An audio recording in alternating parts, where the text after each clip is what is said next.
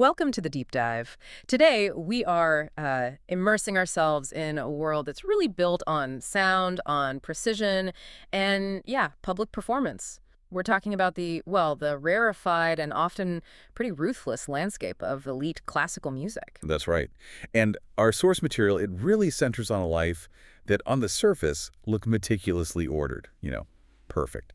But it's actually built entirely on this fault line of secrets. And that fault line, it finally fractures, doesn't it, with a really shocking public event. We're talking about the death of a globally famous figure in a catastrophic plane crash. Exactly. And our guide through this is Suzanne. She's a gifted violist, and her lover, the famous conductor Alex Elling, is killed instantly in that crash. So the mission for us in this deep dive is really to explore that profound dissonance, Yeah. between structure and chaos. We want to analyze how Suzanne manages to maintain the delicate architecture of her personal life. Which is a very unusual family setup, we should say. Oh, absolutely. While she's wrestling with this immense grief, these philosophical battles over what art even means, and then ultimately a really stunning series of betrayals that kind of force her to redefine her whole identity. The tragedy itself, I mean, it's staggering. 271 people lost, just like that. But for Suzanne, that huge public tragedy, it becomes instantly and profoundly internal. Right. The moment she hears the news, it's on the radio, isn't it? Yes, and her response is described with such incredible specificity. She doesn't, scream or collapse or cry. Her rib cage shudders. It almost vibrates like a piano whose keys are struck all at once. Wow. That initial physical reaction, that's really our core nugget here, isn't it? It just reveals her immediate coping mechanism. She's trained in control as a musician, right? Exactly. Years of it. And her response is just to double down on routine. She has to maintain that facade of normalcy in this, strange household she lives in. Coping, as the source says, moment to moment, task by task, left foot then right, breathing in then out. She falls back on the skills she's been perfecting for 4 years, which is the whole duration of the affair with Alex. Practicing pretending. Practicing pretending that everything is fine. That's the phrase used. It's quite chilling. The level of control she shows, it's almost painful to read about, isn't it? It really is. She immediately turns to these domestic tasks, focusing on the very sensory, specific details of cooking. She's mincing garlic cloves she'd already peeled, Right. heating oil in a wide skillet, salting a pot of water. These small, distinct acts, the rhythm of the knife on the board, the sound of the oil heating up, they become these temporary sort of physical anchors for her internal chaos. And the domestic scene she's anchoring herself to is, it's far from standard, as you mentioned.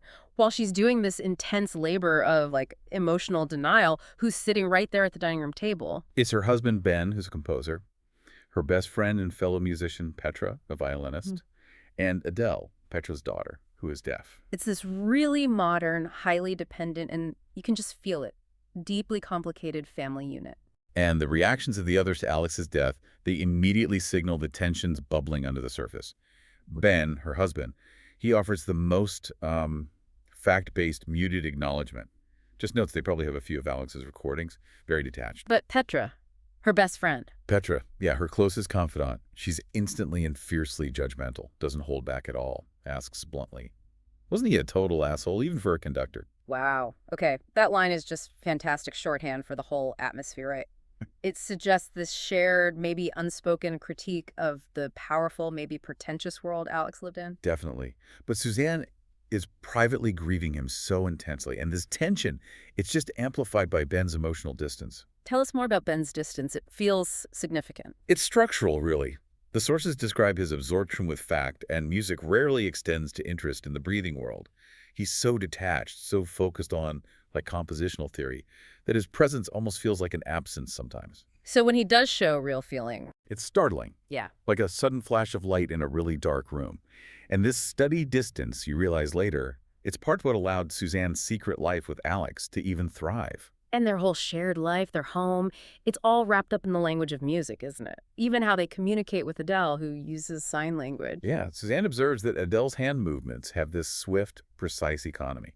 Like a conductor who knows the music so well, they don't even need the score. That's a beautiful image. It is. Yeah. And what's fascinating is the irony, right? You have three professional musicians whose careers depend entirely on sound, on sonic perception, and they've dedicated themselves to becoming fluent in a language of sight and touch for Adele. The sources really emphasize that irony, don't they? Petra, the brilliant violinist, having a deaf child. They do. It's noted as this ongoing point of conversation, maybe even gossip, in the professional circles. But Suzanne finds this strange kind of purity in Adele's communication, a fundamental honesty in her movements that contrasts really painfully with her own life, which is now all about intentional deception. So if we pull back a bit, we realize this whole complicated setup, this strange codependent household they have in Princeton, it was actually built on a series of sacrifices Suzanne made for her marriage, for Ben's career. Absolutely. She resigned a principal violist position in St. Louis, a huge deal professionally. And she admitted, the source says, that her perfect job was a burden if her husband was miserable. So she gave up her career peak for him. Well, it seems twofold. Mm. Partly for Ben, yeah, but also partly due to this fear that she wouldn't have time for a child, a fear that's rooted in tragedy, because we find out later she had a late-term miscarriage in Charleston. Oh, wow. Okay. So it was this trade-off that left her feeling professionally diminished, maybe emotionally isolated too. Ripe, you could say, for the kind of connection Alex Elling, the famous conductor, offered. And this connects directly to the core lie she practiced with Alex himself Right. about her marriage. Exactly. She told him their intimacy, hers and Ben's, was rare and unavoidable. Yeah. Basically presented her marriage as, functionally over. But that wasn't true. Not at all. She admits later that intimacy sometimes happened just because of a strong human need for touch, or to maybe stave off loneliness, or simply because she was used to being the accommodator, the one who does what others want you to do. So the lie wasn't just about frequency, it was fundamental. It was fundamental. She was lying about her commitment to Ben, really. Yeah. Navigating this life of profound moral compromise, sacrificing her career, managing this emotionally distant marriage, sustaining an affair, all while keeping up the appearance of the composed, precise violist. That level of artifice, it must require the same intense focus, the same repetition as mastering a really difficult piece of music. I think that's a perfect analogy. It explains why the applause she got after her final St. Louis performance playing Berlioz's Harold in Italy was met with this feeling of coiled happiness and remorse. Right, because the applause was for the professional peak she was actually sacrificing. Exactly. Even though she knew her private choice, moving closer to Alex geographically and emotionally, was already made. #tag2. Musical philosophy and biographical influences. Okay, so this internal world of denial and sacrifice, it's playing out against this backdrop of really intense intellectual debate about what art even is. And Suzanne's husband, Ben, the composer, he embodies one side of this conflict, right? The rigorous abstract side. Absolutely. Ben is collaborating with Kazuo, who's described as a math professor and adjunct music faculty. So very academic. And they're trying to create this piece that's entirely pure. Pure meaning what, exactly? Meaning they're seeking an uncompromised piece, aiming for a distilled experience, something pure, essentially stripping away all this standard emotional interference. So getting rid of those instructions you see on sheet music. Precisely. They want no directions like agitato, which means agitated, or appassionato, passionately, or doloroso, sadly. They're rejecting that expressive language of the Romantic era, moving towards an almost scientific, intellectual approach to sound structure. Suzanne seems to capture this whole stance with a bit of sarcasm, doesn't she? Echoing Ben's theorem, to experience the beauty of music intellectually stripped of emotion. Yeah, you can feel her skepticism. They're basically arguing that emotion just clouds the true, intrinsic beauty of the music structure itself. And Ben knows this is going to be controversial outside their academic circle. Oh, completely. He fully anticipates the scathing reviews. He even predicts the work will be denounced as impenetrable, navel-gazing, masturbatory self-indulgence. Wow, he knows the script. He does. Those are the typical accusations thrown at academic compositions that value abstraction over, say, accessibility. The critique almost becomes part of the piece's expected story. Okay, so contrast that cold intellectual rigor with the philosophy championed by Alex Elling, the conductor, Suzanne's late lover. He was the opposite. Absolutely the opposite. Alex embodied romantic passion, and he used music history, especially the lives of composers, to argue the exact opposite point. And his prime example was? Hector Berlioz. Berlioz's life was completely tangled up with his music.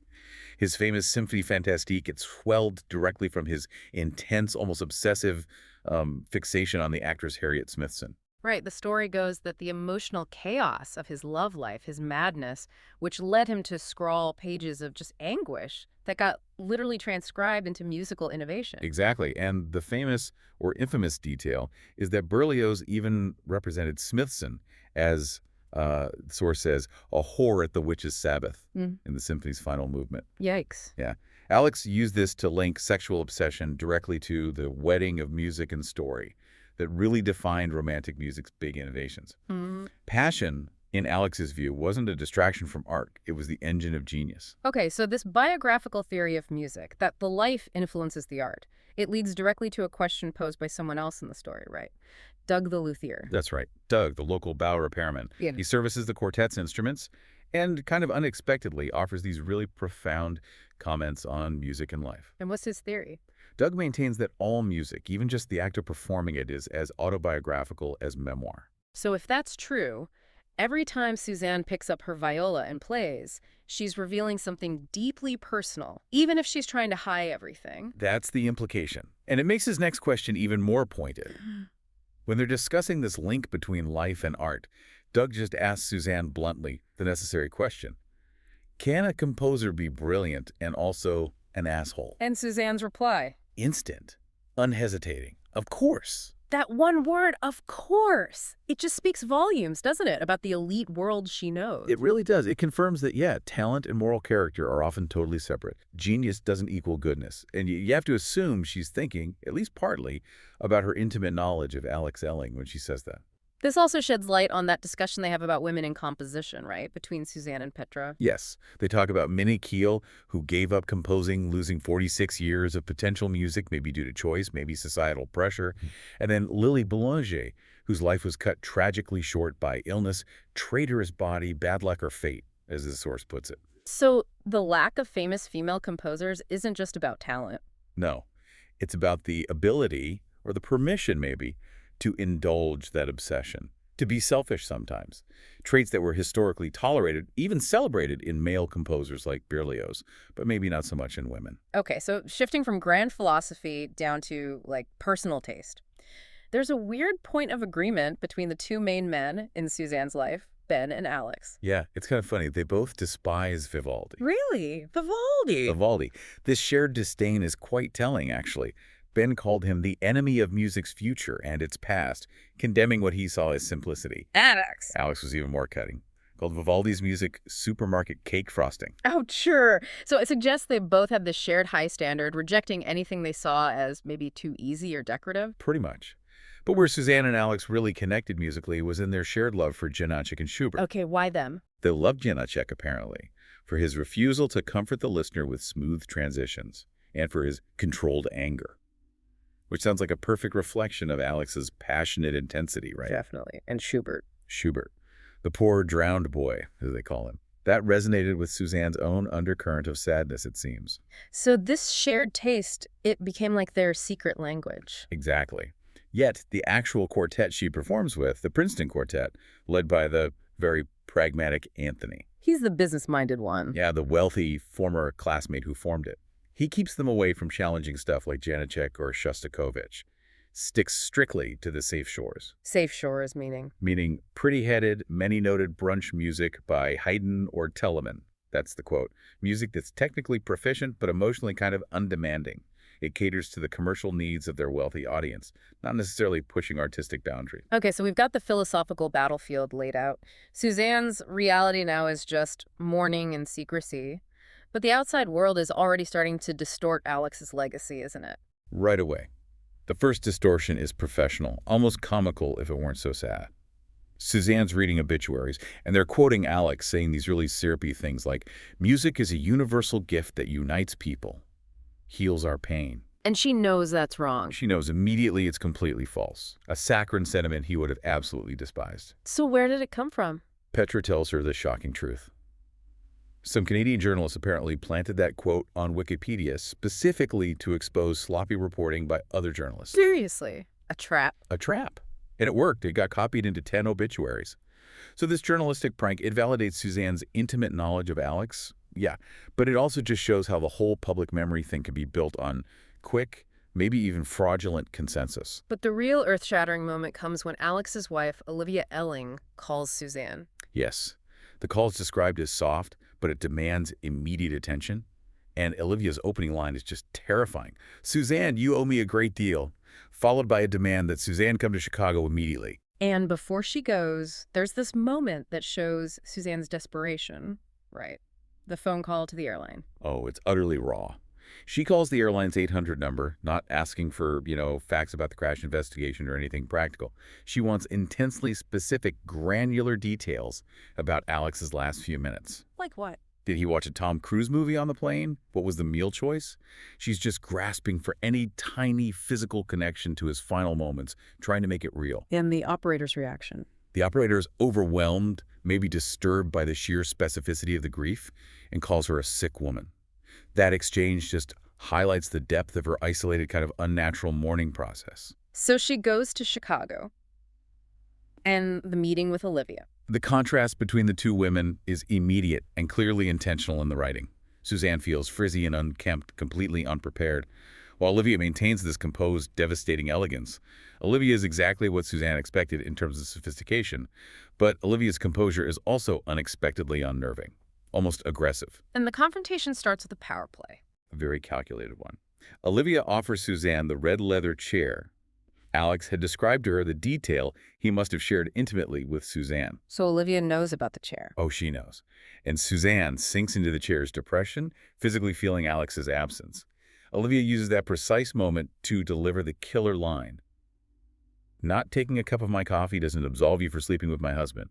Boom! The affair is out in the open between them. And then comes the demand, the task. Yes, the demand that completely shifts the professional landscape. Olivia reveals Alex's secret project, a posthumous viola concerto, mostly unfinished, and Suzanne must orchestrate it. Okay, let's pause here because that's a big ask. For listeners, what does orchestrating entail? It's not just arranging, right? No, not at all. Mm. The composer writes the notes, the melody, the harmony, the structure. The orchestrator then assigns those notes to specific instruments in the orchestra, deciding, which horns play this line, which strings carry the melody here, how to balance the whole sonic palette. So it requires really deep understanding. Profound understanding of the composer's intent, yeah, and the ability to actually complete his musical thought where he left off. It's an act of collaborative completion, essentially, but under insane pressure here. And the irony is just crushing. It's immense. Suzanne had just seen a framed picture on Olivia's table of Alex's son described as an even blend of his father and mother. Proof, the source says, of their union. Proof of Alex's permanent connection with Olivia.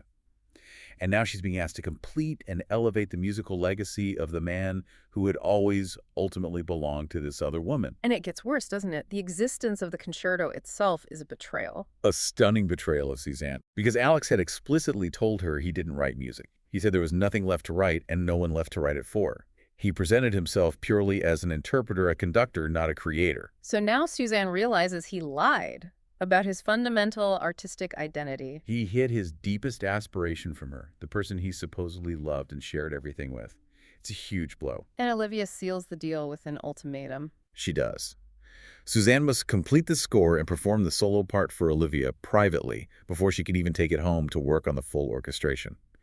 And the ultimate leverage, the threat hanging over Suzanne's head to protect her fragile life back home, is devastatingly simple. What is it? Olivia just says, I can tell your husband whenever I want to. Suzanne realizes she's completely trapped, forced to participate in elevating her dead lover's fraudulent secret legacy. Okay, so while Suzanne is grappling with this immense professional and moral pressure cooker in Chicago, the fragile structure of her life back in Princeton just crumbles beneath her. And the trigger is Ben, her husband, taking a trip. Yeah, Ben suddenly leaves for Charleston. The reason given is to help his mother because his brother, Charlie, supposedly hurt his knee. Just a simple domestic errand, it sounds like. It's not simple at all, is it? Not even close. The sources reveal this deep generational tragedy hidden beneath the surface. Charlie actually died by suicide with a shotgun. And this mirrors the earlier suicide of Ben's own father, who killed himself on his yacht. Oh my God. And the Yeah. family hides this. Actively. Ben's mother and sister completely cover up the cause of Charlie's death.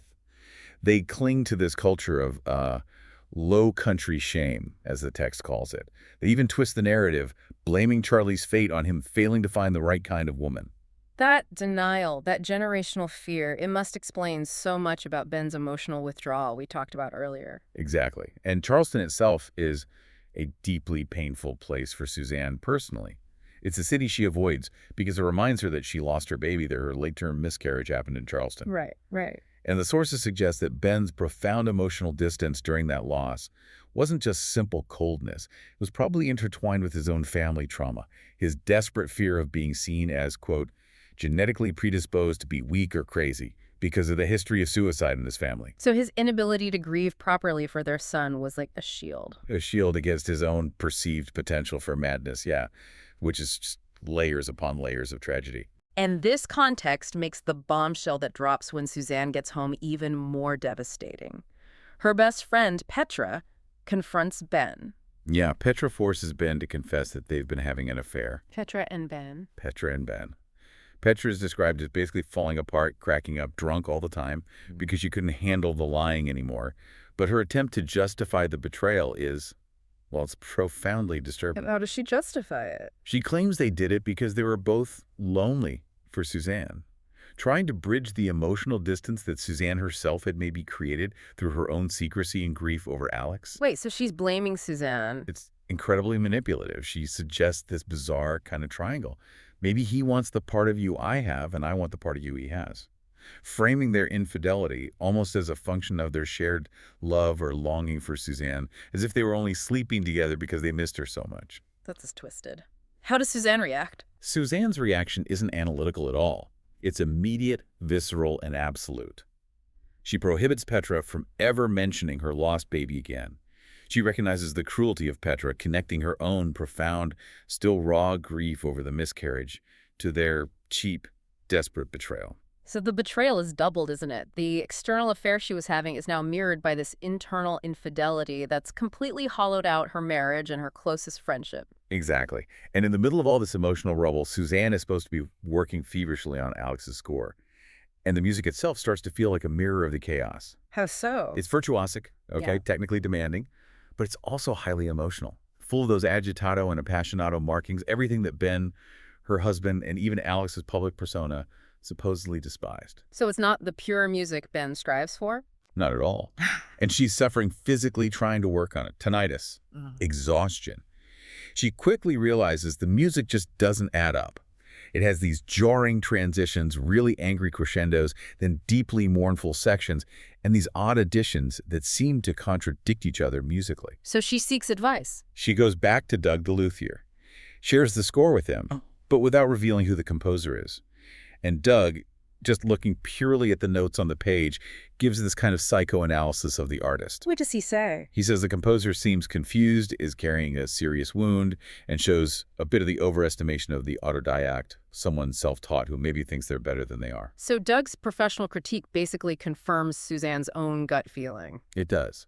That the music, like the man who supposedly wrote it, is deeply flawed, complex, wounded, and maybe not entirely coherent. The core compositional problem seems to be this lack of resolution, right, in the main viola line. Yes, the virtuosic solo viola line feels incomplete. It needs something. And Suzanne has her breakthrough moment, not during intense study at the piano, but in this very mundane moment while she's just eating grapes. And what does she realize? She realizes Alex left an unwritten space in the score, a necessary quiet moment. An elegiac echo, she calls it, that needs to answer the main viola line. The solo viola, she figures out, can't just exist in a vacuum. It needs a witness, a counterpoint to make musical sense. And her genius solution is? Her brilliant solution is to assign this necessary echo, this response, to the bassoon. The bassoon. Why the bassoon? Well, unlike the more typically romantic cello or the plaintive oboe, the bassoon is traditionally seen as the instrument of comic tragedy. It can carry weight and melancholy, sure, but it also has this certain wry, observed distance. It's not purely tragic. So by giving the echo to the bassoon, she converts the demanding solo viola part into a kind of witness duet. The passionate viola is answered by the bassoon's more melancholic, perhaps knowing, commentary. And in doing that, she solves the mystery of the concerto's true intention. She transforms it from just a technical showcase into a piece of real, human dialogue. And that's an act of genuine, brilliant composition on her part, isn't it? Not just orchestration. Absolutely. She's not just assigning notes anymore. She's completing the core musical and emotional idea. Okay, so before Suzanne has to face the music, literally, with the Ellen Concerto, her husband Ben's piece, that rigorous academic composition, gets its debut. Yes, and against maybe some expectations, it's a resounding success. It's praise for demonstrating his promise and talent, and for managing to extend music's past into something genuinely new and profound. And how does Suzanne react to hearing it? For Suzanne, the music is perfect, utterly perfect. She closes her eyes and sees vivid colors: blue, purple, orange, red, green, white. The perfection of the sound, its structure, is almost overwhelming for her. It's this moment that really validates Ben's purely intellectual approach, even if it's not an approach she could ever live by herself. And there's a poignant moment with Adele, Petra's daughter, too. Yes. Adele, who is deaf, appears completely rapt during the performance. She seems suffused by the music. And Suzanne watches her, believing Adele is somehow sensing the physical vibrations or the deep structure of the sound. And seeing that affirms her painful but necessary decision to go ahead with getting Adele cochlear implants. It's like music, in that moment, transcends the physical act of hearing. So Suzanne then travels to the Minneapolis Institute for the performance of the concerto, now credited as Elling Sullivan. Yes, that joint credit line, which she initially embraced because it lent her some professional credibility as a composer, not just a performer, but she feels immediately isolated there. Observed, judged even, by the other competitive, hostile young composers at the Institute, like Lisa, Natasha, and Eric. They seem to look down on her for being primarily a performer who's maybe dabbling. And the performance itself? The performance goes well. The orchestra plays it skillfully, apparently capturing the orchestration Suzanne works so hard on. It leads to thunderous applause, a standing ovation, which Olivia Elling accepts with very obvious pleasure, soaking it in. So it seems like a triumph. It does. Even the other composers around Suzanne congratulate her. One named Greg specifically acknowledges her orchestration work, saying, "What you did with that piece was really smart. I can tell it wasn't easy." So she's being lauded for this creative act born out of secrecy and grief and immense labor. But the triumph is paper thin, isn't it? The truth comes out right after. Immediately after, during the critique session, this is where the composers analyze the performed works. The score is laid open for discussion, and Suzanne realizes the terrifying, humiliating truth. The entire composition is structured around a compositional joke that Alex himself absolutely despised. Oh, a joke. A false ending, followed by a sudden, jarring return to the main theme. Okay, explain what a false ending is in music. It's basically a trick. The music sounds like it's definitively finished. Big cadence, final chords, everything signals the end. The audience starts to applaud, and then surprise, the music starts up again. It's designed to fool the audience, solicit that premature applause. And in serious classical composition, it's often considered a cheap theatrical gimmick. And Alex hated that gimmick. Despised it, according to Suzanne's memory. So the emotional weight of this realization is just catastrophic for her. She realizes she hasn't just been duped by Olivia, or even by Alex's hidden life. She's been an active participant in a spectacle of musical mockery. It's not just a minor flaw. No, she describes it as not a small stroke, but the end of everything. She feels spectacularly, humiliatingly, unbearably wrong. The shock is so physical, she becomes violently ill, actually vomiting into an empty seat right there in the session. Wow. But this awful revelation, it finally gives her the clarity she needs. It does, the moral clarity. She confronts Olivia directly, laying bare the truth she's meticulously pieced together from the score itself. "I know I didn't write the concerto, Olivia, and neither did Alex." And Olivia confesses. Olivia finally confesses the whole ultimate deception. Alex, she admits, was never really fond of concertos. The score itself was a fraud from the start. It was either a completely blank score Olivia found, or possibly a lesser-known existing piece that Olivia just slapped the Elling name onto. So the entire thing was a setup. A setup designed by Olivia to lure Suzanne into orchestrating it. The goal was calculated. Expose Suzanne the dupe, the other woman, to potential professional humiliation, all under the guise of this noble act of grieving collaboration. Olivia gambled that Suzanne's fear would keep her quiet. Exactly. Gambled that Suzanne's desperation to protect Alex's legacy, combined with her terror of Olivia telling Ben about the affair, would guarantee her participation in the fraud. But now, the power dynamic flips instantly. How so? Because Suzanne knows the whole score is a fraud. Exposing that fraud, destroying the carefully constructed Elling legacy, is now a far greater threat to Olivia than Olivia's threat to tell Ben ever was to Suzanne. Especially since that threat lost most of its sting after Ben and Petra's own affair came out. So Suzanne chooses her path forward based on this new reality, based on integrity. Yes. There's a scene at the post-concert reception. Petra is arguing that Ravel, complex and sophisticated, is what people should like, the music they should aspire to appreciate. But Suzanne counters, what they really like is Haydn. Meaning? Meaning, she now understands that most people, maybe even the sophisticated audiences, often prefer the easier music. The music they can talk over, the music that's safe and comfortable and comprehensible, not challenging. And she rejects Olivia's final offer. Completely. Olivia actually proposes they take the fraudulent, now collaboratively finished concerto to a major symphony for future performances, basically capitalizing on the story. But Suzanne refuses. She decides her future cannot be built on any more professional lies. Instead, she'll use the real compositional knowledge she gained, that crucial breakthrough with the bassoon, her understanding of musical dialogue, to write her own music. It might be modest in ambition, maybe small compared to a grand concerto, but it will be whole and hers. She's finally done being the accommodator, the interpreter, the dupe. She's becoming the composer. So this deep dive into Suzanne's world, it really revealed this complex, often devastating entanglement of art, ambition, and, well, moral compromise. Yeah, we learned that the world of classical music, despite its high art facade, is every bit as fraught with deception, from that weird Wikipedia joke right up to the fraudulent concerto, as any other field. And that things like class issues, professional arrogance, they permeate even the highest levels of the arts. And Suzanne's story, ultimately, it's about resilience, isn't it? Her resilience lies in that choice to reject the spectacular fraud for a more modest but honest truth. Exactly. She chose to build a future based on genuine composition, her own voice, refusing to be defined solely by the lies she told or the lies that were told to her.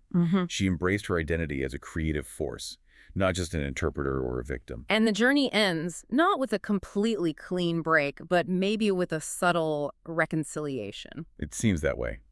Suzanne travels to Paris, a city that's intrinsically linked in her memory to her affair with Alex.